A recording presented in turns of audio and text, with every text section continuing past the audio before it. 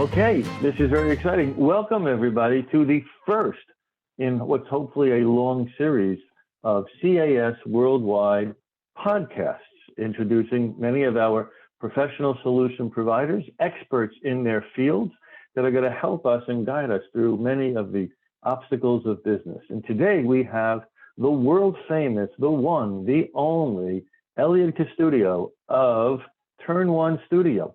And so, Eliud, welcome, and it's nice to have you here today. Well, thank you, Jamie. I appreciate being here. World famous. That's a lot to live up to.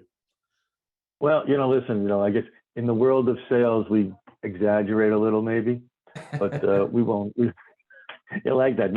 A nice slap in the face there. Okay. Eliud, you are a marketing expert, and I've chosen you today as our first podcast because I figured that, well, one, you know what you're doing with a podcast, and two, by doing this podcast, you're actually educating us in what it is that you're educating us in. Does that make any sense? That makes sense, and that's fair. I'm a proponent of practicing what I preach when it comes to marketing, and yeah, I guess this is that. I like it. That's a great way of practicing what we preach. We say the same thing here at CAS. So if any of you don't know, CAS is a consulting firm specializing in internal process improvement. We work with companies assessing their vulnerabilities and risks, and we offer remediation and implementation to solve those. And I want to welcome again Eliud today, because Eliud's going to talk to us about podcasts, marketing, advertising, web design. I got a whole list of things. But first I have to ask you, Turn One Studio. Now, I know the answer because I checked your website, but why don't you tell us, where in the world did you come up with the name Turn One Studio? Well, I certainly encourage everyone to check my website and see for themselves as well. But in short, I'm a big Formula One fan. I'm a big car guy in general, but when it comes to motorsports, I'm a big Formula One fan. So one of the things that I learned watching Formula One over the years is while it's important to have good grid placement at the start of the race, which is determined by qualifying the day before, where you start doesn't necessarily forecast where you finish. A lot of stuff happens, and a lot of stuff happens at the beginning of the race very often. And this is anecdotal, but I've noticed a lot of things happen within the first turn of a race, especially depending on the circuit. So if you are adequately prepared for the action in turn one, that can have a significant impact on how you finish the race. So I have metaphorically made that connection with marketing and the importance of getting stuff done the correct way at the beginning to position yourself for success. Interesting. I've always wondered, you watch track and field, and they have the staggered line, where, the guy on the outside in the wide lane starts early. I always thought the guy in the short lane, the inside, he was like always running from behind. And of course, amazing around the turn, he moves ahead. Of course, on the other side is, I think of the Kentucky Derby, and they all line up, and that poor horse was on the outside. So it's interesting you say it. So where you start many times really indicates where you finish. Yeah. All right. So where do you start? So let's say I've got a new company and I'm looking to grow my business. Where do I start? Well, we start with a conversation. There is no one size fits all when it comes to how to market a company. There are countless tactics you can employ, but they're really just tools in the toolbox. Tactics without strategy they're just tools in the toolbox. You need to know how to use those tools and how to use them together. So it always starts off with a conversation about your company, about your goals. I would like to know, if I have the privilege of working with said client, I would like to know more about how they operate, more about how their products work, what their audience is, what they like their audience to be, and what's been areas of success thus far. So it starts off with a conversation. But generally speaking,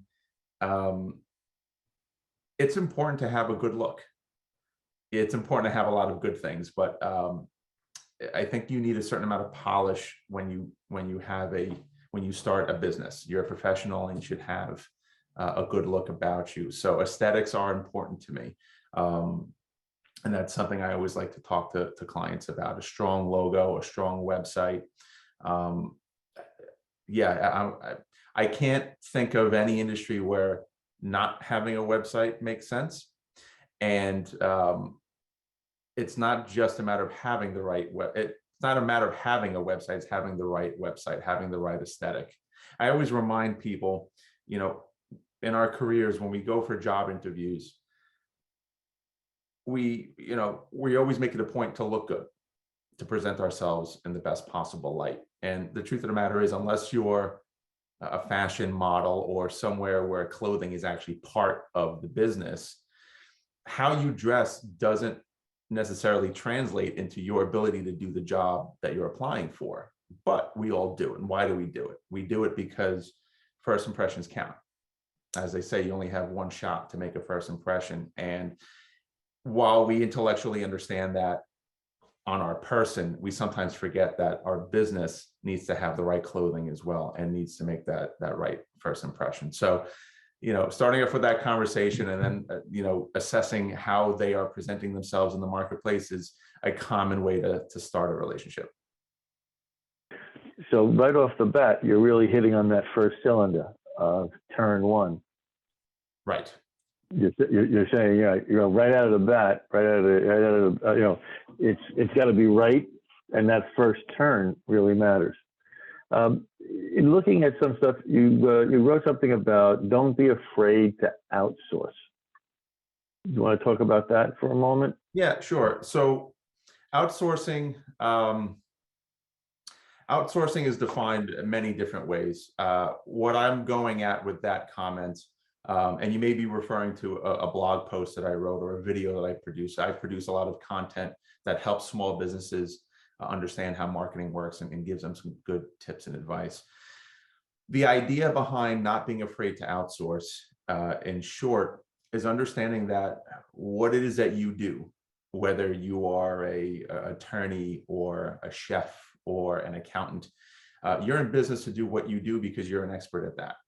But as business owners, we all know that there are a lot of other things that surround operating a business that go beyond what our specific skill set is. If, for example, if you did run a restaurant, that doesn't necessarily mean your skills are adequate for bookkeeping or accounting or marketing, for that example. And you shouldn't be afraid to find help outside of your comfort zone to bring your business to the next level. It's sometimes a fool's errand to think that, well, if I do this myself and I do that myself and I do this myself, that I will save all of that money. And, penny saved is a penny earned, right? So if I do all those things and save all of that money, I'll be able to advance my business faster. That's more often than not incorrect. And sometimes it feels counterintuitive. But the truth of the matter is there are experts in their field, and while there's a cost associated to employ those experts to help you in your business, you're going to get to the finish line much faster because you're not wasting all the time discovering and getting over those mistakes and hurdles that the professional in that area, in that space, has already gone through. Does that make sense? As a matter of fact, it does. And I heard a line many years ago from when I was younger, from an older gentleman who had been doing this for a long time. And he said, I've been doing this so long, I've seen everything twice. And I think that's what you're talking about is, you talk about the real estate broker who tells you that, I bought 12 homes last year. I sold 12 homes. I've sold 120 homes over the last 10 years. I've seen all the pitfalls to it. Or I like to say the travel agent who has the access to the information and the technology to make your vacation right. We used to always say back in my travel days is, you can book any cruise you want, but using a travel agent, they have the knowledge of which cruise lines would fit you best or which you would fit best into. And I think that's what you're saying is, as an expert, you've got that knowledge. You've seen that once, twice, multiple times. And so you're not going to fall into those pitfalls. You're not going to make those mistakes. Whereas I, as a new entrepreneur who hasn't had to do my own marketing, is now starting to create these things, and I'm just fumbling over myself. I'm making rookie mistakes that are costing me without me realizing it. And in this case, you come along and you can avoid all of those. And again, if I get myself out of the gate in the first turn in the right position, I'm going to go back to that over and over again. It makes sense. I like that. I do. Me too. I like that too. I'm going to keep that. Now, people say sales, others say marketing. I've done both. I've been usually failed at both, let's say, as opposed to usually successful. What's the difference between sales and marketing? That's an excellent question. That's an excellent question because those two words are often paired together, sales and marketing. They're often paired together. I think that probably derives from more of the corporate space where you pair those two departments together, sales and marketing, and they're paired together because they work together. But the truth is, when you define the difference between sales and marketing, you are defining the moment in time where a customer is on their quote unquote journey from having a problem to solving that problem, assuming your product solves that problem, right? So when you're in a marketing position, you're courting the potential customer, the lead, the prospect early on in the cycle. To take it to modern day scenarios, let's say they're doing a Google search because they have a problem, or they're on YouTube trying to solve an issue for their business or their home or whatever. They're in that research phase. Sometimes they know what their problem is. Sometimes they kind of know what the problem is, but they don't know how to define it. That's early on in that sales funnel concept. During that time, when they go from figuring out what the problem is to looking for solutions for that problem, that's where marketing comes in. That's where marketers and companies have the opportunity to share the awareness of what they provide as far as solutions go, and educate the customer of what's available and what might be the right fit to solve their problem. Sales comes in after that. Sales comes in when it comes to making the decision of where to actually procure that solution. I now know what the solution is, and I now know the key players to solve that solution. That is thanks to marketing. Now, making them choose me over the other company, over my competitors, that's where sales comes in. So it's an education process, and then the salesmanship execution at the end to kind of close the deal. You wrote something, and I've heard this many, many times. Marketing is a necessity, not a luxury. And I guess the old question was, and I forget who the famous advertising person who said, well, I'll use it with advertising. They'd say, when do you advertise? When your business is doing well and you've got money, or when your business is doing poorly and you don't have any money and you need more sales? So I'm saying advertising. I'm going to say marketing. Talk about that. Why is marketing a necessity and not a luxury? Well, the reason why I like to point that out, by the way, is marketing is often an unsung hero. When marketing occurs, how do I best phrase this? It's harder to track the success of marketing. For example, let's say we are a car dealership, and someone comes in to buy a car. I'm their salesman. I sit them down at my desk and I get them to sign the lease paperwork. I sold the car. Well, I got the credit. I sold the car. That customer bought a car. They drove off with a car. However, what made them choose this dealership? What made them choose this brand? What made them choose this model? Maybe I had to show them a couple of models if they didn't do much research, but I mean, honestly, people usually have a general idea of the type of car they want to buy before they go to a dealership. No one shows up blind, right? So how many commercials did they see for this brand that I'm selling? Did they see any commercials for my dealership? Did they see any ads that I ran on Google? Did they see any of the social media content that I post talking about the specials that I'm running at my dealership? Are they aware of the service department that we have and how buying a car is more than just buying the metal and the sheet metal and the tires? It's the full experience of why you would buy it from me. All of those questions are hard to answer. You're out there putting out that content, but we don't know with certainty how much marketing that particular person saw to convince them that we, the dealership, was the best solution for them at this moment. And that scenario happens across the board when it comes to marketing. It's very frustrating as a marketer.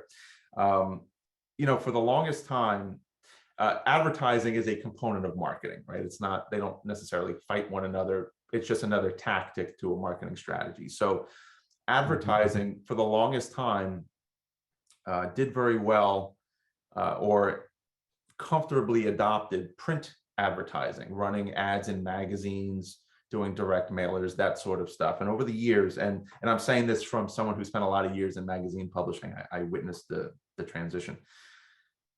We saw a massive transition from ad sales going from ink on paper to digital ads. And when that first started to happen in the context of magazine publishing and the news business, the assumption was, well, people don't want to pick up a newspaper or a magazine and read articles. They have iPads and iPhones for that, and that's what they're doing. And to a certain extent, some of that has happened. But what we learned shortly after was that really wasn't the motivator for the change in advertising. The truth of the matter is, even with the magazines that I worked with over the years, we never really lost circulation. The reader still wanted to read the content. They still liked getting a magazine, whether it's a tactile feel or whatever. There was nothing wrong with that from the readership perspective. What became wrong with that from the advertising perspective is that there was no way to track how an ad was performing. When ROI became more important, not that it ever wasn't important, but as it became more important and you couldn't quantify an ad purchase when it ran in a printed magazine, eyeballs from the advertiser perspective shifted online, because in theory, you could track where that stuff is coming from, where those leads are coming in from. You can put a 800 number on the bottom of your magazine ad, and if they call that number, if it was specific to the magazine you advertise in, well, then you can draw the line. Well, the ad dollar spent here yielded some sort of return. But that's very difficult in print. Online, it's a lot easier. You can track clicks. You could attribute that click to a ad campaign that you ran and calculate an ROI. It makes it easier for marketers at companies to protect themselves at the very least and say that the ad dollars that they approved for this particular spend yielded X, and therefore they feel comfortable doing what they were doing. So when it comes to something like email, you commonly would A/B test two different subject lines, right? Because an email is only as good as when it's opened. Otherwise, if they don't open it, it doesn't matter what the content looks like. So you would test two different subject lines.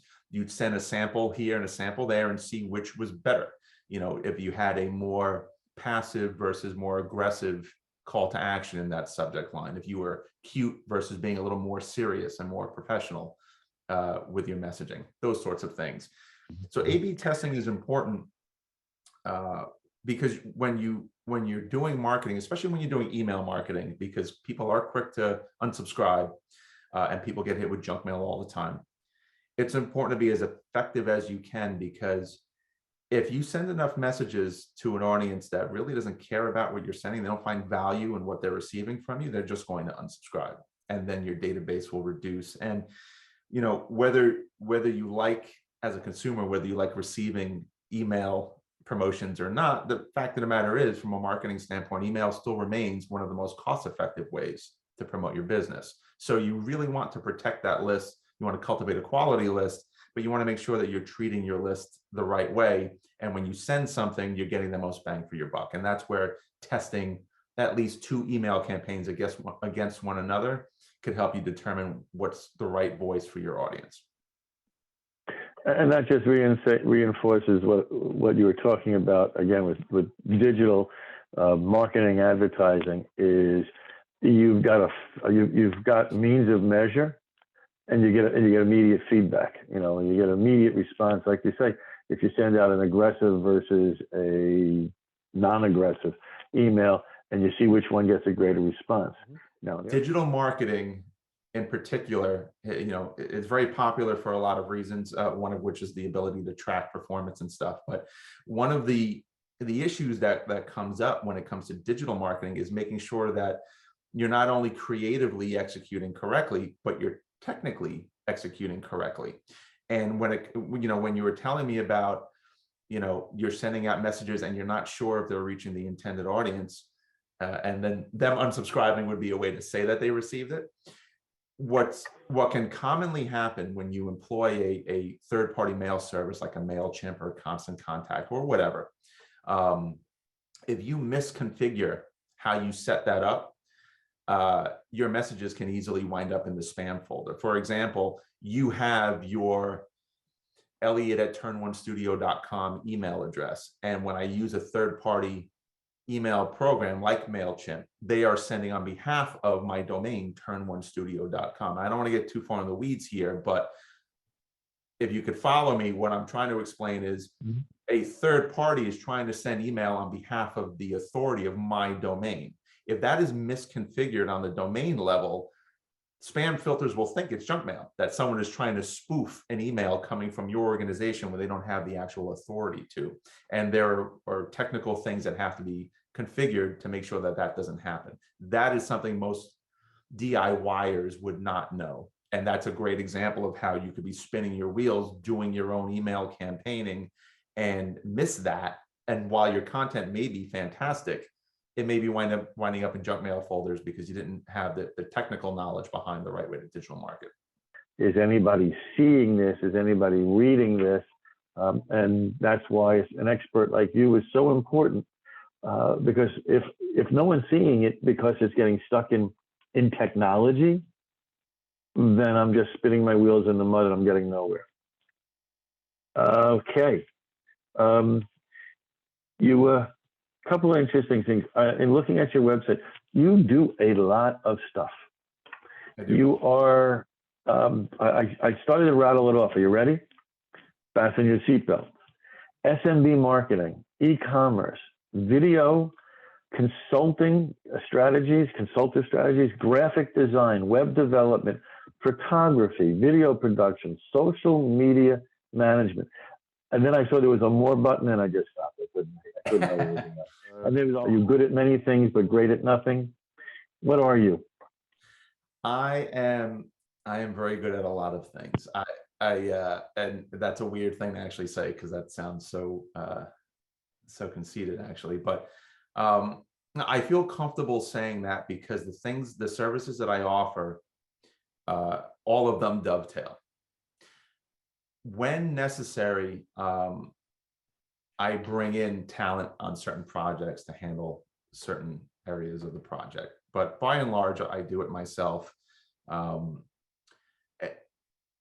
been fortunate to have a career where I've been able to do a lot of things. I've worked professionally. I've worked in environments where I worked with small businesses, and you know, it's inherent in the small business life to do a lot of things from a grassroots level. That's been a blessing as it's allowed me to learn a lot of things and help me develop those skills. So whether it's something that I do personally or something that I bring in talent for to work under Turn One Studio, if I'm not doing it personally and I'm bringing someone in, at least I know how it works, and it makes me better from a management standpoint to provide the best service because I'm not going in blind. But I've been shooting photography since I was a teenager. I went to school for graphic design. I was fortunate that my professor for this program that we don't really use much anymore, Quark Express, a graphic design layout program, she got me involved in HTML coding early on, and then I just kind of ran with that. So I've been producing websites, and I've had my own business doing that, as well as graphic design for nearly 25 years. And then professional, career-wise, Uh, I ran art departments for magazines. That gave me the opportunity to actually build an in-house video studio where we would produce videos on a weekly basis. I used to travel with those businesses and do remote shoots in hotels and whatnot to do interviews with executives and so on and so forth. So all of those skills I was able to hone my craft over those years because I was blessed with these opportunities to do so. All of these grassroots efforts allowed me to figure out how to do it and do it efficiently, cost effectively and efficiently with a skeleton crew. So I'm comfortable when I offer these services to my clients now because I've been doing all of them for so long. I like that. I like how you say that they're not really different. They're all parts of the whole. They're all parts of the overall marketing campaign. Again, what's your greatest piece of advice to somebody? I think the piece of advice I would give to a business owner is to stay open-minded and realize that they don't know what they don't know. It's important when you're marketing to have an understanding of your audience, but it's also true that you may not actually know who your audience really is.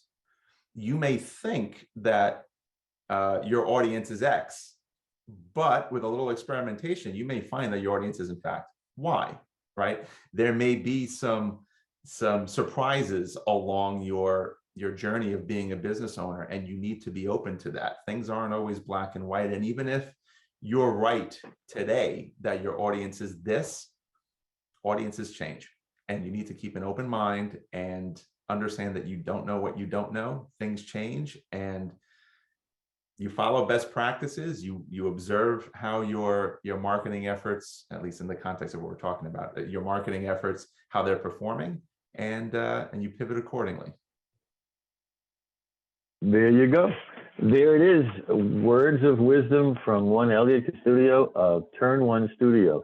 If you want to know more about Eliud, you can contact me at www.casww.com. That is CAS Worldwide. And I'd be happy to introduce you and make a connection for you and Eliud. And of course, go on his website, which, Eliud, why don't you tell us your website? Really web hard. Address, turnonestudio.com, all spelled out. TurnOne studio.com and Turn One Studio at all the major social networks. And get your swag. All right. Thank you, Eliud. And really, thank you very much for leading us off on our podcast. You'll have to tell me later if we did a good job or not. In the meantime, everybody, have a great day. I love it. Positive reinforcement. You have a great day.